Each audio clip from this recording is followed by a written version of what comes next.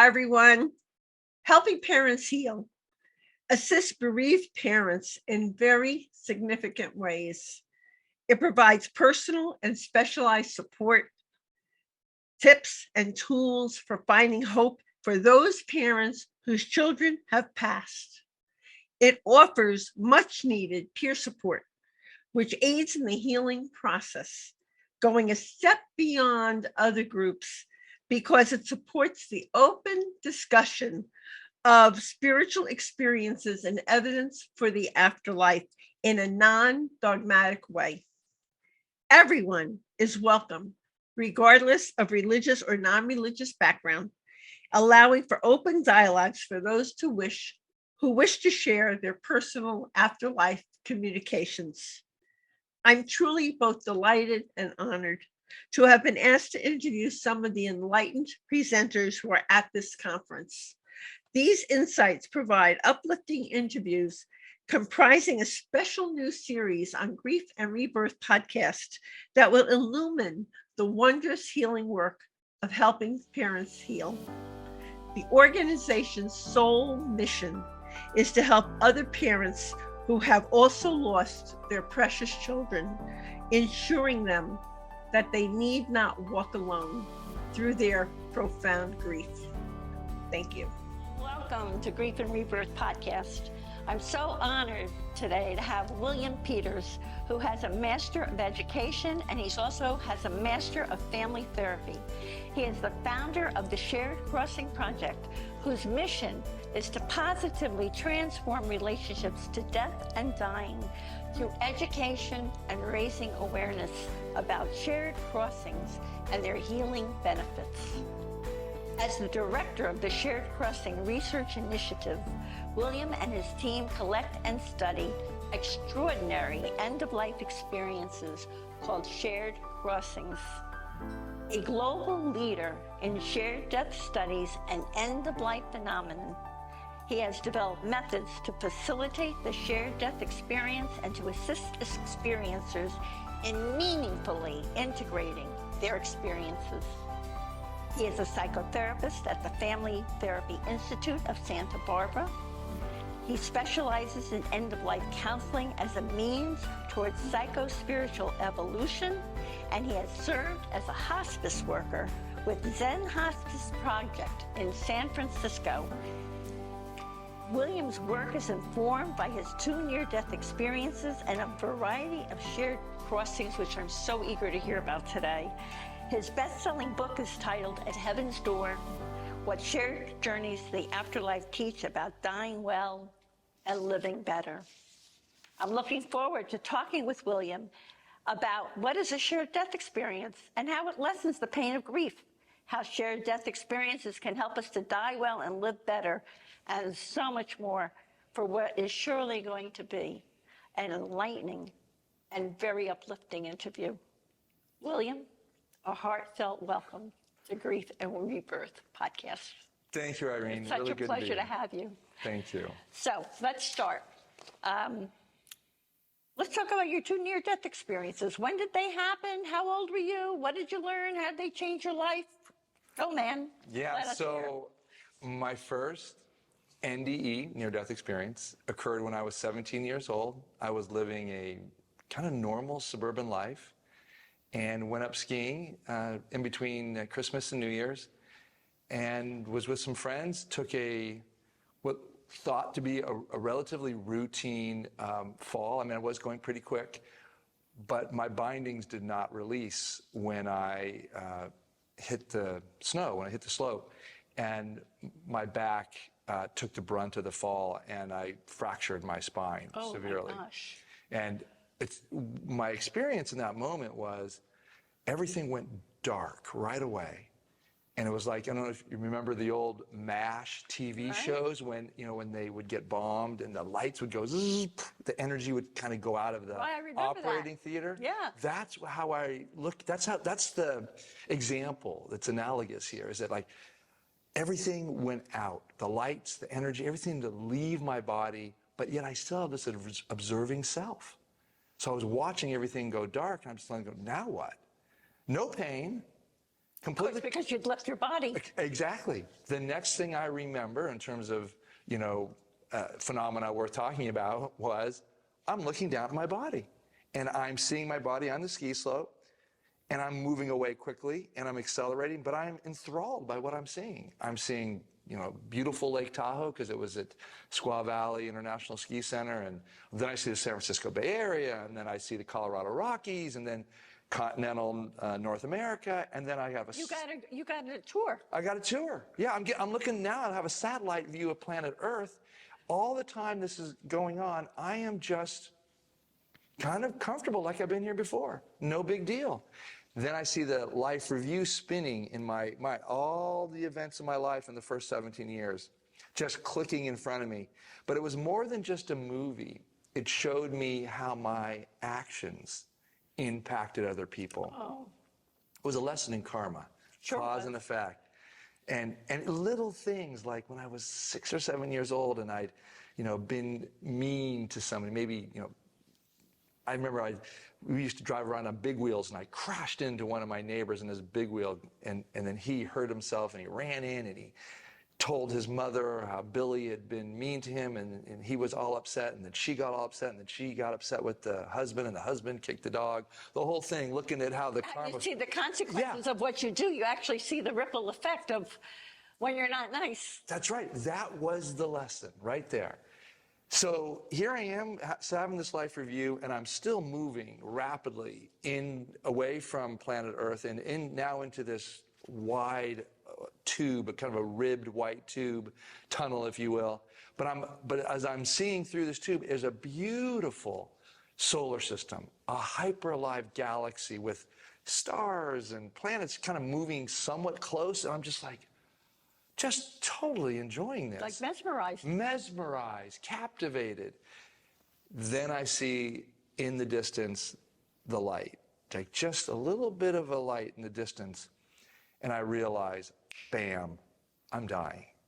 And at that point I realized, and I've been here hundreds, if not thousands of times before, and something that just emerged right inside of me. I don't want to die.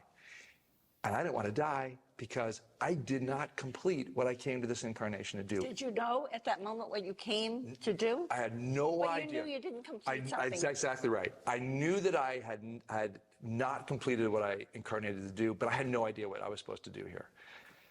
And so I started pleading, I grew up Catholic, so I'm on this light, I'm like, this is God. I'm not even thinking, God, don't let me die. I have to go back. You have to let me go back. Now I'm thinking as I'm telling this story, and I've told it a number of times, how would I even know that I could even go back? I mean, I knew a lot that I was speaking from a fair amount of knowledge. I didn't even know why. It was very impulsive, reactionary. Right. And in addition, you didn't really think about the fact that if you go back, you're going to be in a heck of a lot of pain. You're coming back into your body. You got that right. And that I'll get to in a moment, because when I went into the light fully, I was completely at peace, just, feeling sublime feelings that I've never felt before. Yet I still wanted to go back. But my pleading was a lot lighter. It's like, if I have to stay here, it's not going to be so bad. So this isn't so bad. Yeah. But I then felt a push on me. I started moving back. And I said, thank you, God. And then a couple of moments later, I heard, telepathically, make something of your life. Wow. Yeah. Make something of your life. Wow. I can so relate. Yeah. And I didn't know what to do with that. But my attention then turned to, how am I going to get back in that body?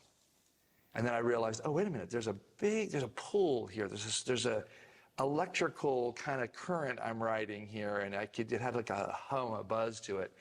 Eventually I go back in my body, but I have no feeling in my body. It's like a thud into my body. You were like paralyzed, right? Well, I had no feeling at that point, none. And I said, God, don't let me be paralyzed. And then all of a sudden I felt, ripples of warmth, like being under a warm shower, the warmth across your body. I felt the energy come across my body. And I said, thank you, God. And then my friend came up to me and sprayed me, I was skiing with him, and he goes, dude, that was a wipeout. And I'm thinking, and I'm back. And you don't know, and your back was okay? No. I did not, I got up and I was in a lot of pain, but I was in shock. And being 17 years old, I skied down the mountain, which was really not smart. The next day, I woke up, I stopped skiing at that point. The next day I woke up and I couldn't move, could not move. As it turns out, I was, as my orthopedic doctor said, who was a neighbor, good friend of the family, he said, you know, you were 1/32 of an inch away from being a paraplegic. And he said, don't let anyone do surgery on you. You're going to be in pain for a long time. I'm going to put you in a corset, but don't let anyone do surgery on you because the data says that 10 years from now. And you were young, so the odds were that you were going to be able to heal if. That's what the hope was. But you already brought this up. The chronic pain that I've lived with since that time, which is now, you know, almost 4 decades ago. You still have it. I'm much, much better, but there were many times, there were, you know, decades when I could not walk, I could not sit, I could not, you know, I didn't sit in a movie theater for 30 years. It was really debilitating. Wow. Did you wear a brace all the time? On again, off again. It was just kind of trial and error, not much really working. But that was my first near-death experience. And then that wasn't enough for you. You had another one. Yeah, well, I didn't even think about that experience. So I literally didn't even think about it until I was channel surfing at my parents' house one evening late at night, and I hear some movie star talk about this rib tunnel and a light. And I'm going through it really quickly. You know, you get channel surfing, he goes, rib tunnel and light. And it's got some woo-woo music in the background. I go like, rib tunnel light. I think I know something about that. Went back and go, that's a near-death experience. So he was talking about that.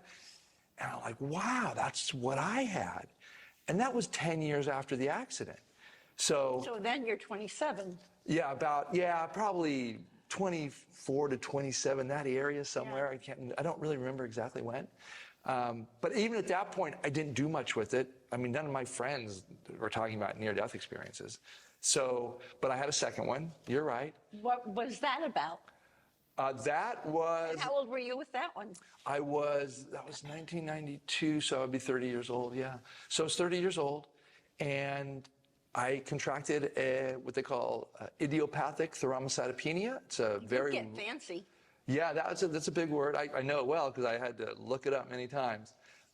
It's a low platelet condition. It's basically crashing platelets. So the problem you have with they call ITP is that you become a hemophiliac. You can't clot. So they had me on infusions of gamma. Is it like in a form of leukemia, or it's a relative, or a... Well, leukemia is more in a kind of a cancer of sorts, from my understanding. This was just like they don't know what's causing your platelets to collapse or just to go down to a level that you bruise easy, you don't clot. When I was in the hospital, I had a fall alert. Like they were keeping me in like almost a padded room. Wow. So and it took me a number of years to get over that. So now so what happened with that? Yeah. So when I had that, I went into the ER. And then then I woke up in the ICU, but I woke up on the ceiling of the ICU.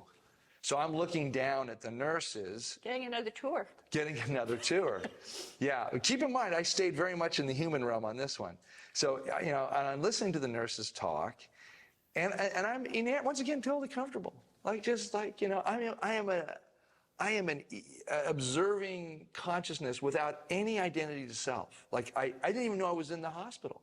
So here I am there, and I'm listening to the nurses talk, and they describe this guy in bed number 1 who's got a stroke, and bed number 2 is an elderly woman who's not doing so well. Bed number 3 is this young guy, really pretty good health. We don't even really know why he's here. He contracted idiopathic thrombocytopenia. And I go, that's curious. I go over, look, I'm like, hey, that's me. That's me. And I go, okay. I didn't really hang out there very much longer. I said, cool. I didn't even go back into the body. I just started cruising around some more on the 10th floor. So, but that experience was very central to my own, psycho-spiritual evolution, because it was at that point, because I was out of my body for a long period of time and moving around. Now, they didn't realize that you were like They had no idea. They're like looking at this body, but they didn't know it was no longer inhabited by. They didn't seem to, yeah. In fact, I'll tell you a story. The doctor came over from UCSF. Oh, he was a Kaiser doctor. I was in Kaiser. Right. But he was also from UCSF. But he introduced himself at 4 o'clock in the morning as one of the world's leading specialists in idiopathic thrombocytopenia, which to me was like, okay, but I'm listening to him from above. So I'm looking at the top of his head. I'm seeing my face, eyes closed in the bed, and in the hospital bed. And I realize he's asking me a question. Mr. Peters, may I talk to you, Mr. Peters? And I'm thinking, how am I going to answer him? How am I going to do this? And so I just thought, I'll respond. And when I did, I went right back into my body. And as I did that, my view changed from looking at him from above, and then now I was looking up at his eyes, and I could see right into his eyes. And that was a really interesting switch of perspective very quickly. And he told me a few things about my condition, and that was it. And then later, I think I left again. I'm pretty sure I left Now, again. did all of this motivate you to go into therapy and get all this education?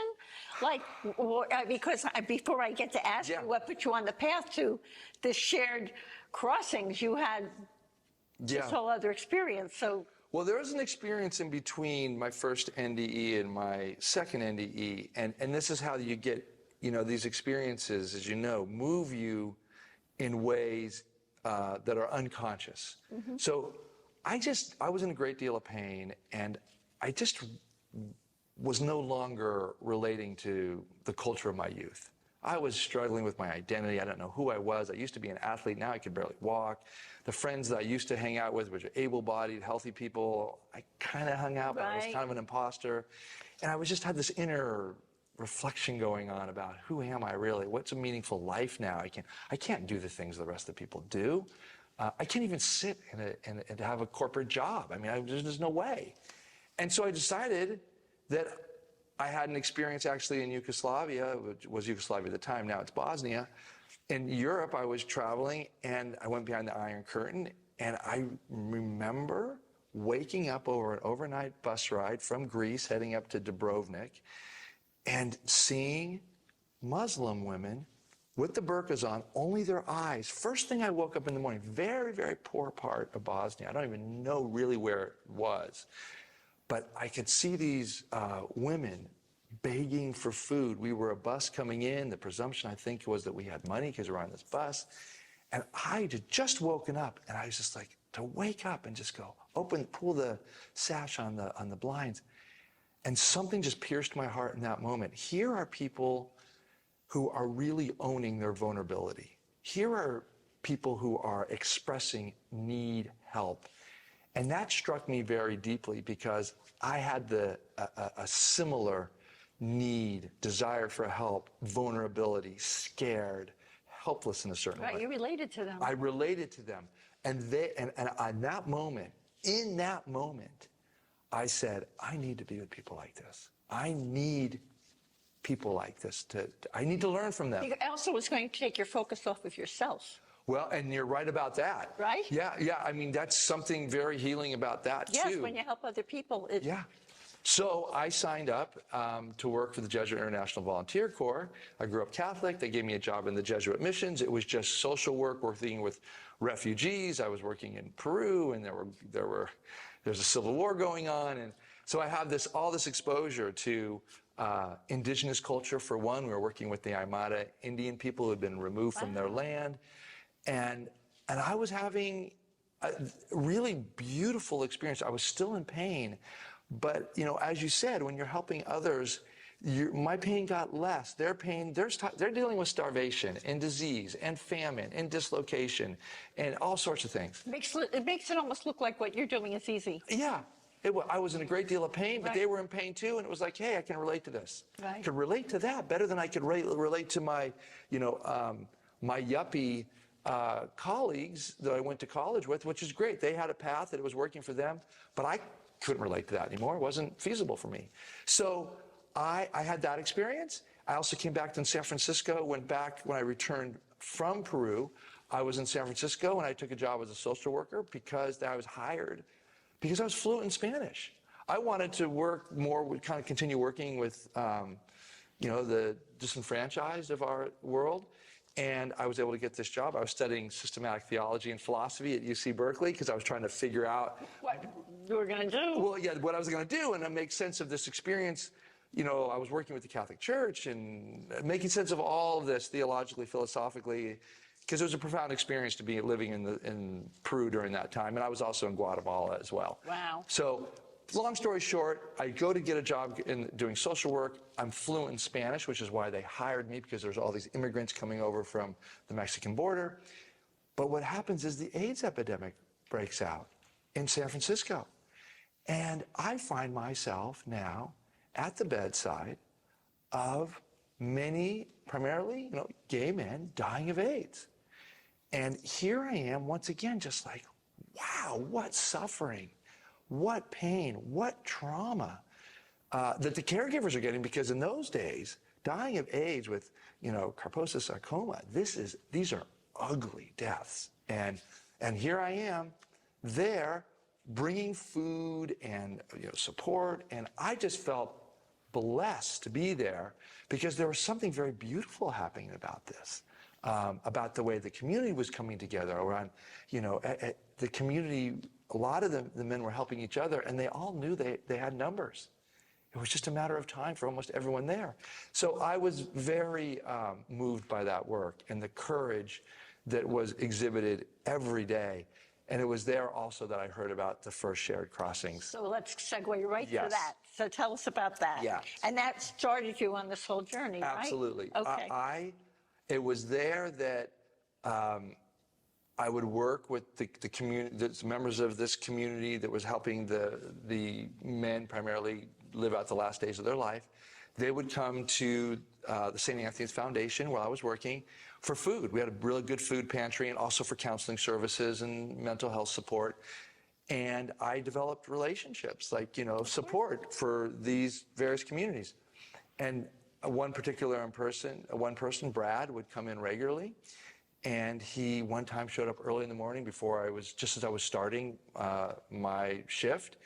He was at the door when I came in. I said, Brad, what's up? He looked beleaguered. And I was more like, Brad, what happened? And he goes, well, Randy died last night. I go, oh, I'm so sorry. I'm so sorry. But I'm imagining there's some relief because he'd been suffering for a while. And he goes, there was relief. He says, but I have to tell you, it was a beautiful experience. Oh, wow. I'm getting a chill. Yeah. Oh, my gosh. Yeah. I said, beautiful experience. Tell me. Well, then he proceeds to tell me that the community of men in this homeless encampment in now what is now, in those days it was south of Market, a very poor part of San Francisco. Now it's quite nice, actually. But he says we're gathered around him. We had a campfire, and all of a sudden, Randy rises out of his body. And he saw that. And he sees them rise up, and he says, we're circled around him, and everybody is casting their eyes up. And I said, so everybody saw this? He says, yeah, the people that my brothers were looking at, we were looking up. And then he stopped at the top. And I should say, he said he was going up a cylinder of light. And Brad said, I thought the light was coming from the fire because we had a little campfire, so we could see. He said, but then I realized the light was coming down from above. It was a cylinder of light he was traveling up. And then he stopped. And he said, Randy looked down at us all, and Randy now was young, healthy, vibrant, happy, out of pain. And he bowed and said, thank you. What a blessing for them, too. What a blessing. My gosh. So that was my first hearing of a shared death experience. And I actually was so taken by that I asked Brad to take me to his community, which he did. And I went over there and I talked to a few people, and I remember two together said, hey, I heard about this experience. And two of them looked over at Brad as if to say, are we allowed to share this? I mean, should we be talking about this? They're already squatters, so they're already thinking like, do we want to even talk about it? Do we want to run a risk? Is there something going on down here? And Brad said, yeah, you can just say a few words. They didn't say very much. They just acknowledged that this experience It happened. sounds like this was the opening to the beginning of your life purpose. I think you're right. Like the message that you got from that first near-death experience. Absolutely. This is how you were led to that. Yeah, that's the way I see it too. Right. Yeah. So now you've also had 2 other shared death experiences? Well, I've had many others since then, but I had one other formative one that happened when I worked at Zen Hospice. So, after St. Anthony's Foundation, and I did a few other, I got some more graduate work, and then came back and I was training to be a psychotherapist. And I said, I've always really been interested in death and dying, for obvious reasons, And so I took a job with the Zen Hospice Project. I developed a mindfulness practice in the Buddhist tradition, more to deal with my chronic pain, because it was a real good practice to allow me to settle into my body, to let the pain go, to realize that it does indeed modulate, and I have some modicum of management of that, if you will. So I took a position as a volunteer at the Zen Hospice Project in San Francisco. And then one afternoon, here I am reading a book, as I did every afternoon that I work with this particular patient, who we'll call Ron, and he was very close to death. He was unconscious or unresponsive, as we say, but in hospice we know that the last sense door to close down is hearing. So we always assume that they can hear us, even though they're not giving us any feedback of acknowledging the conversation. So I'm reading him a book. I still remember the book. It was Jack London's Call of the Wild. And as I'm reading, I pop out of my body and I look down at my body and I see Ron's body, very unresponsive, prone. And I'm like, oh, I'm a little bit taken back. Yeah, well, you're out of your body. Yeah, I'm out of my body, but I'm also at the same time, I'm like, I've been here before. But I'm not really making sense. I'm just not panicking, let's put it that way. So, but then I look to my right, and there's Ron. And Ron's got this big smile, big face. All I can really remember seeing is his head with smiles, his teeth big, and he's saying, check this out, William. As if to say to me, this is where I've been. And we just communicated telepathically. He was definitely in the driver's seat. I was more like a guest of sorts. He was giving you another tour. Yeah, another tour. Yeah, just another tour. I think that works. I just here I am. Thought you'd like to know. And sometime later, I went back into my body. I don't even think I stopped reading. And that was it. But the important thing about this, Irene, is I went to go talk to the supervisor of our ward here, and his name was Eric. He was a veteran of hospice and wonderful man. I said to Eric, I just had this experience. I felt I was above my body, and I was looking down at my body, and I got to tell you, Ron was right next to me up there, and Eric says, a lot of things can happen here, halfway between heaven and hell. Halfway between heaven and earth, halfway between heaven and earth. Well, they're going through hell with their pain or whatever, but... That's true. Yeah, And so, but he didn't make much of it. And the reason I share this is because here we are at the most advanced hospice, one of the most leading edge, consciously aware hospice, no knowledge of this shared death experience. And so I should probably give a definition of the shared death experience. Please do. Yeah. Please do. So the shared death experience occurs when somebody dies and a caregiver, loved one, or healthcare provider expresses that they shared in the journey from this human existence into an afterlife. And they're part of the journey, either sensing it, feeling it, observing it, sometimes accompanying the dying and moving along in the journey. And a key feature of this shared death experience is journey. There's movement. And that's important to distinguish from other end-of-life phenomena, which I also just studied. So distinguish, tell us. So other phenomena would be things like pre-death visions or visitations. Those happen when the dying seems to be in conversation with their deceased relatives on the other side. You also hear about that a lot. I hear it's really common. They're gesticulating, they're talking, but they also have a bit of a bubble around them. Like those of us, who are still fully in the earth realm are like, hey, Mom, and they may not even hear us. Or if they do, you're going to interrupt the conversation. So point being is these conversations are going on, but there's no movement in these. There's no journey going on, okay? You can also have similar conversations, which we call post-death visions or visitations. Those come from our deceased relatives who come down. They're usually, the most common description is, my mom, I assume she was died, and she comes back, and she sits at the foot of the bed or up in the corner, and you're looking at them, and they're there. They're not on a journey. They're coming for a visit. They look just like themselves, usually younger. They usually come back and look. We're all going to come back looking better. They do. They always. That's one of the features. That's one of the things we use to determine it. How did they look? Were they younger? Were they more healthy? They go, yeah, they look really healthy. And so that tells us that we're talking about that post-death vision or visitation rather than just another type of dream. So these are distinctions. We have a real good algorithm for discerning these. But the difference here, once again, between the shared death experience and these other visitations, there's no movement. The person is visiting from the other realm. They're there. They usually say something like this: "Hi, as you can see, I'm fine. Just came back to tell you I'm doing really well. I love you. I'm still with you. I'm watching your life." That's it. That's it. And they're gone. They're gone. Yeah. Sometimes they have a specific message, but usually not. So, as opposed to a shared death experience where there's movement, there's typically ascension. That movement is usually heading towards the light. The key phenomena that we see in the shared death experience are very similar to the near-death experience.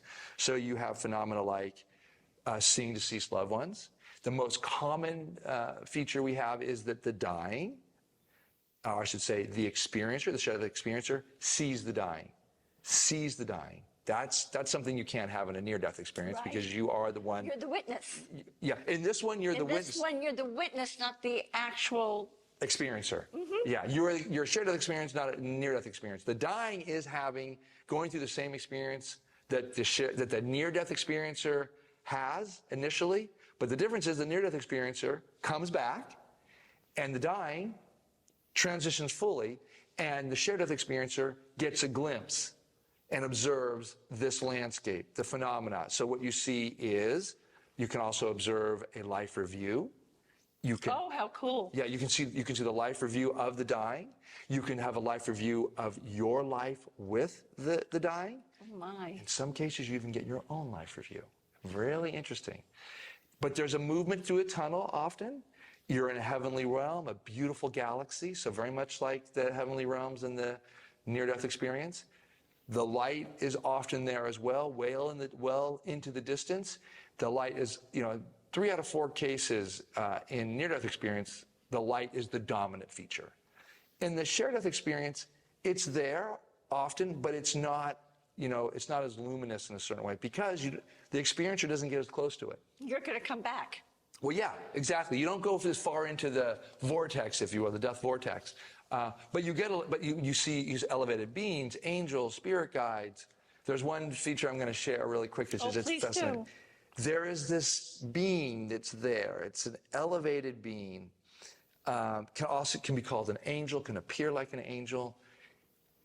It seems to have this role of managing the transition for the dying from the human realm into the afterlife.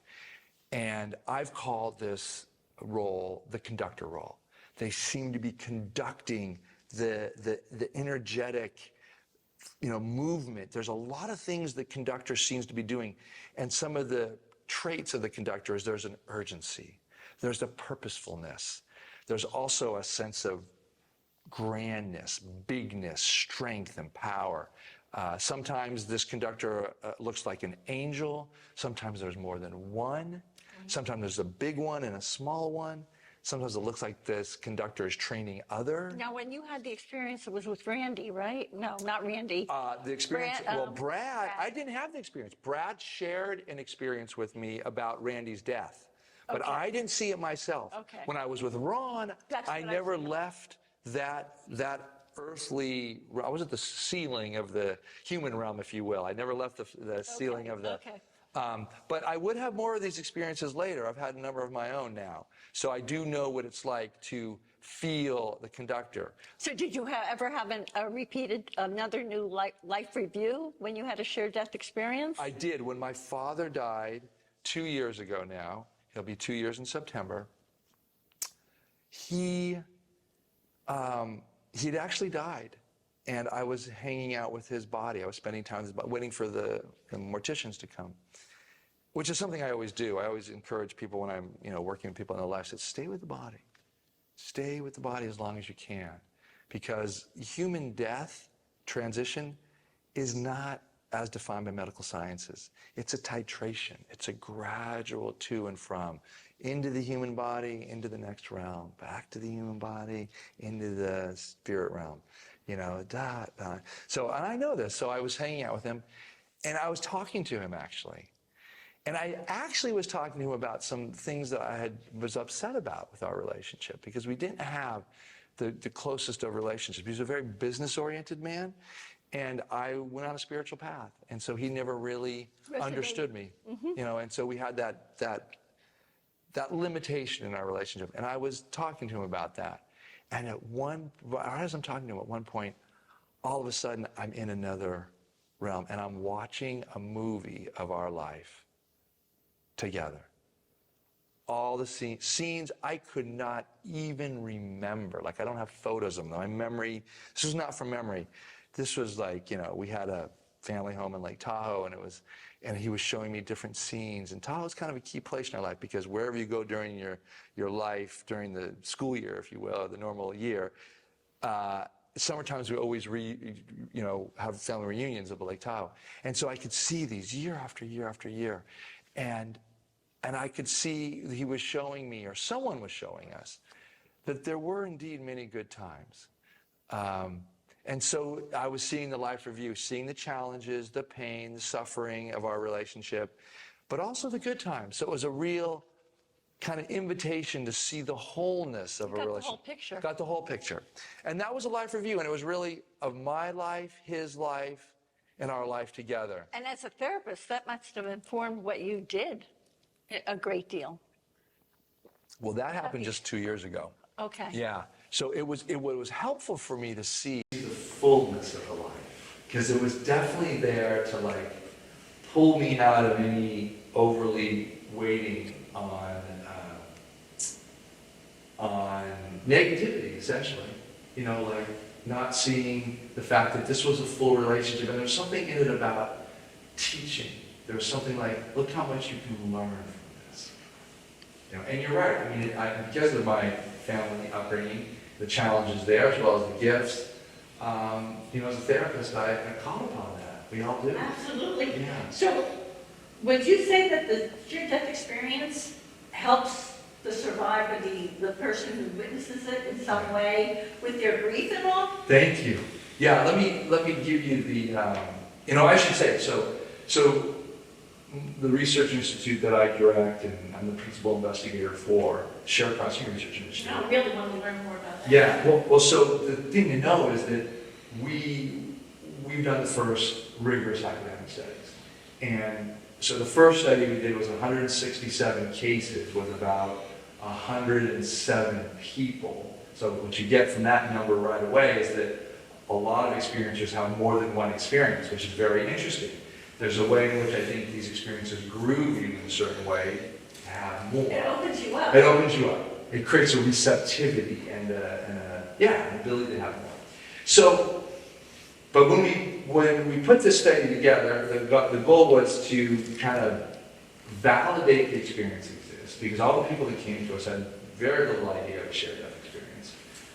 We just defined it, and then they would come to us and say, I think I might have had one of these, blah, blah. And so we charted this, we did the rigorous research, we coded everything, and then we submitted the study to the American Journal of Hospice and Palliative Medicine, one of the top medical journals in this field of medicine. And it was published in December of 2021, the first article ever written on this, and the reviewers were wonderful. What they said was, thank you for doing the research. We know these experiences happen, but no one has ever done the research on it. So this was, I feel really great about. Opened the door for so much more in your life. Absolutely. And what it really does is it gives healthcare providers the platform to say to their organizations, their superiors, this experience is in the literature, we know it happens, we need to educate our patients and families about these experiences. So that's the first big piece about the research. And So it's being accepted by by medical people and all. You're finding acceptance about we are it? finding, the medical community is slow to transform.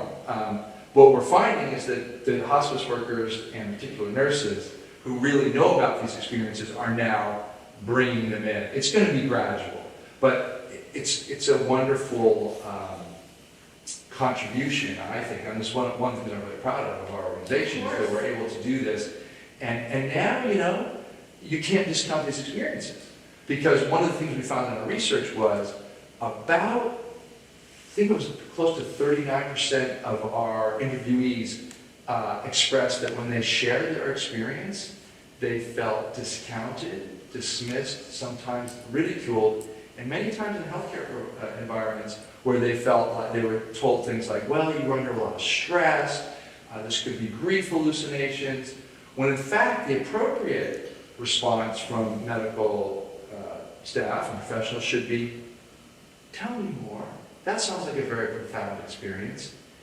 I know something about that we now know that is what they call a shared death experience, and you should know that this is a really wonderful experience that you've been granted somehow. And so here are the benefits. To get to the question you asked initially, is that our research has found that 80% of the 87% I should say, of the experiencers believe that their departed loved one is alive and well in a benevolent afterlife, and that they will see them again. So, yes, and their anxiety and fear of death, over half, it's a low number because we didn't really ask it directly, that their anxiety and around death and dying is greatly reduced, if not alleviated completely. You asked a question about grief. Anytime you lose a loved one, you're going to have heartache and despair. That's a natural, healthy response. We found that shared-death experiencers, they're able to see this death of their loved one in a larger context. They see it as death is a natural part of life. So while they grieve fully and express their pain and anguish, they have a floor, a cushion, if you will, that supports them and lets them know that this death is imbued with a larger sense of meaning, as if to say they see that their loved one is on a journey into a benevolent afterlife, and they'll see them again. And so their loss is not as protracted. I would imagine it takes away from the fear of death for them. Oh, absolutely it does. Yeah, big time. Yeah. And they've got evidence of the afterlife, which is That's tremendous. right. Yeah. So now your new book is titled The Heaven's Door. Share your journeys and teach us how to die well and live better. Yes. What would you like to tell us about that?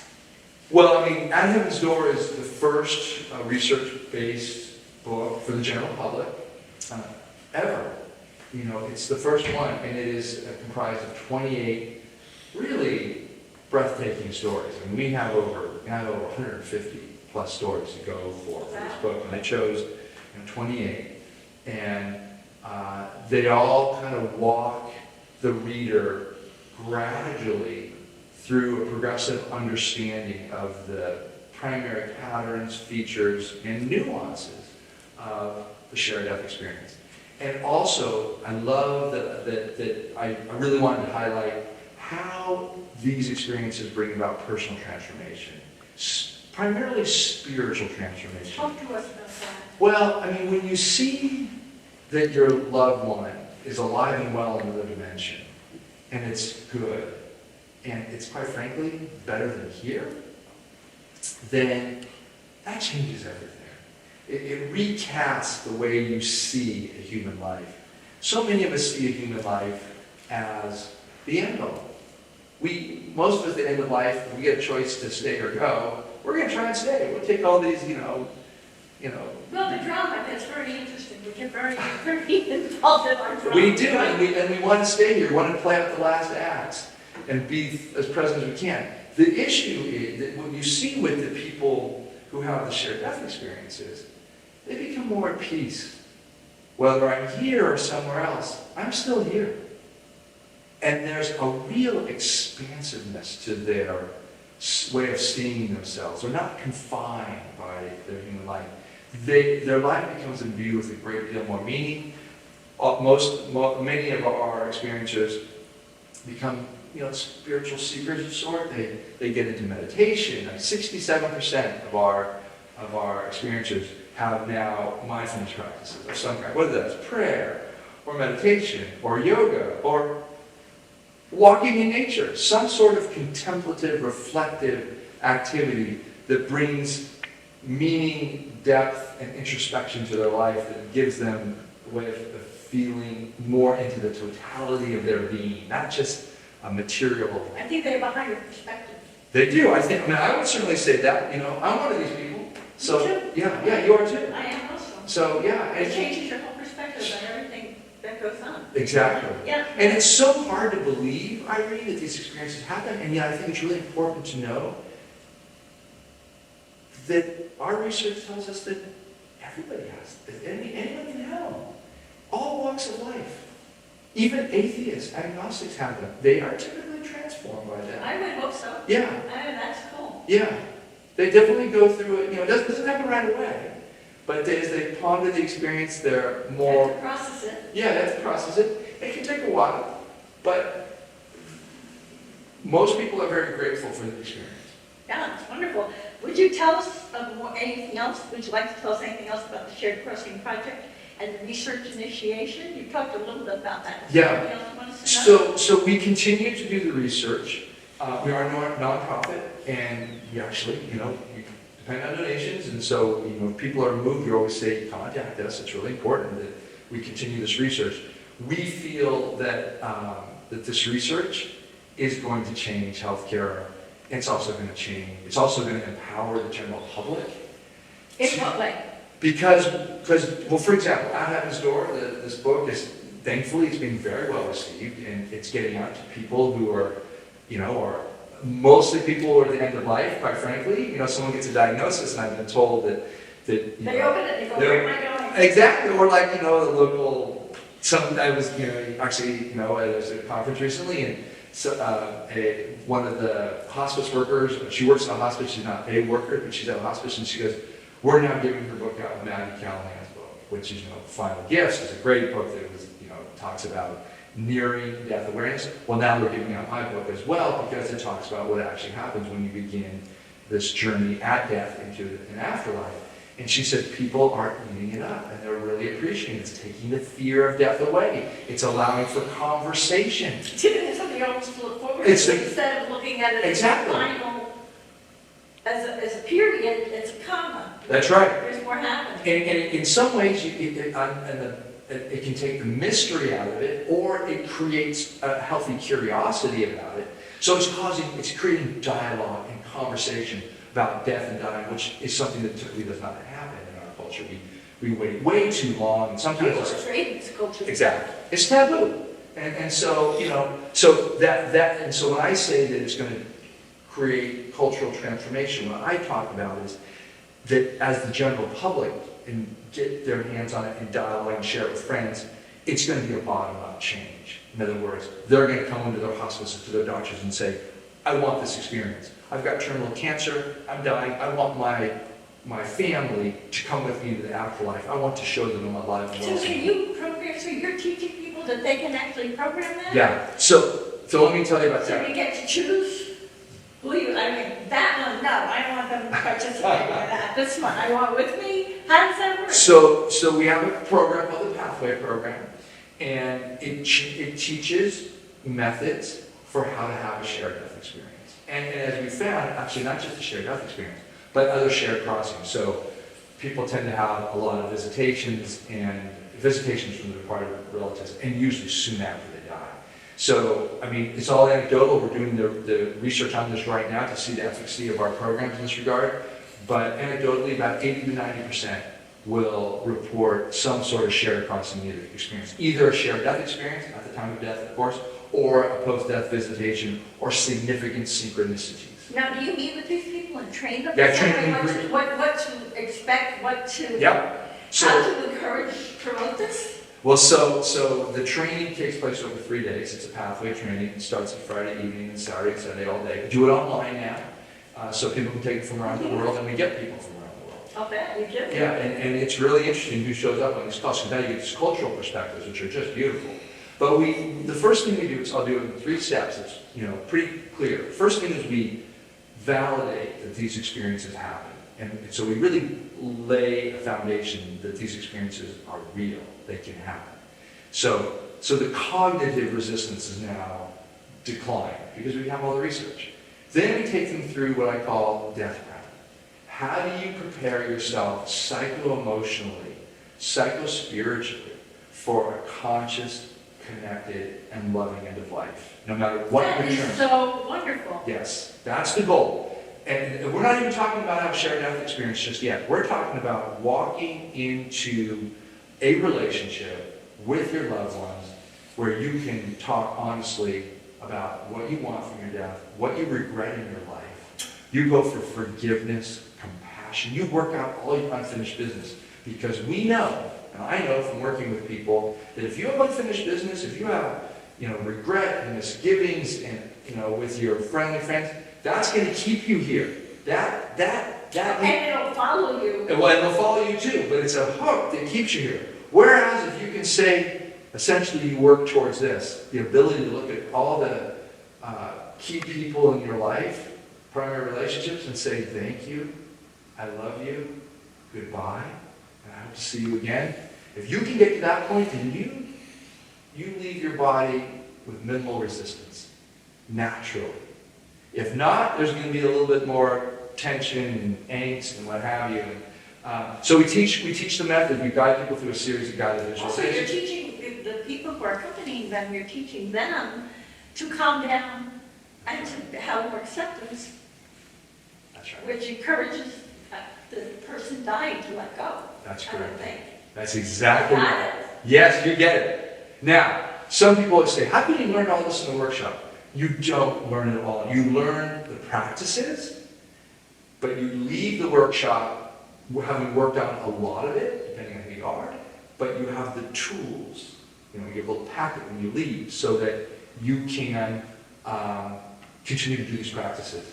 Then the last thing we teach is these protocols. And the protocols, the shared crossing protocols, are methods that I teach to the dying. That you take roles, we do guided visualizations where somebody's dying and somebody is going to be the identified caregiver, loved one, who's the surviving one, and we take them through a series of dialogues, and we attune them in certain ways. So what tends to happen when you're dying, and I should say I've done this many times, now I've been the experiencer who goes across the veil with them. So what happens is it's a huge energetic shift. Most of the time, the dying is unable to stay in contact with the surviving loved ones. And that's okay, because we teach them how to reconnect. So they're You teach the surviving loved ones how to reconnect We with the teach- soul we of the teach- person who's dying? We teach the surviving loved ones on the earth plane here to be receptive and open and how to attune to the signs. Okay, we teach the dying, one transitioning, how to realize that they've died, that they'll drop their human body, and we teach them how to reach back and call their surviving loved ones to be with them in the afterlife. That's what we teach. It takes a while, so obviously can't do it in an interview, but the point being is we have a detailed, intricate process where we have exercises that set them up. And depending on the type of death that they may have, we teach different protocols. Because how they might have died, it's different if they died That's right. from a long sickness or an accident or whatever. Totally. A sudden death has a different protocol than a long drawn out, say, terminal cancer. Those are different types of death. We have different things also for dementia. But we do have people who have dementia who've had shared death experience. I'll bet, because we're not the personality. That's right. As a dimension of the soul. That's right. The consciousness is fully healthy within the body. Within the brain may not be working, but the consciousness is. Wow. So tell everyone listening to us how to get a hold of you, Thank you. how to connect with you, how to So- find your book. Yeah. So you can come to sharedcrossing.com. We have a lot of resources there. One resource I would really encourage your viewers to take advantage of is we have a story library. We record all of our interviews on Zoom with our interview participants. We take those recordings, which is usually an hour and a half or longer, and we summarize them into like 5 minutes of the core material. And so you can go to our website and you can watch people talk firsthand about their shared death experience. So that's sharedcrossing.com, go to the story library. There's other resources there about shared crossings and what have you. I will say this, if people are interested, I have a consultation group for end-of-life professionals and mental health practitioners and spiritual care providers and other people just super interested, death doulas as well, who want to learn about this.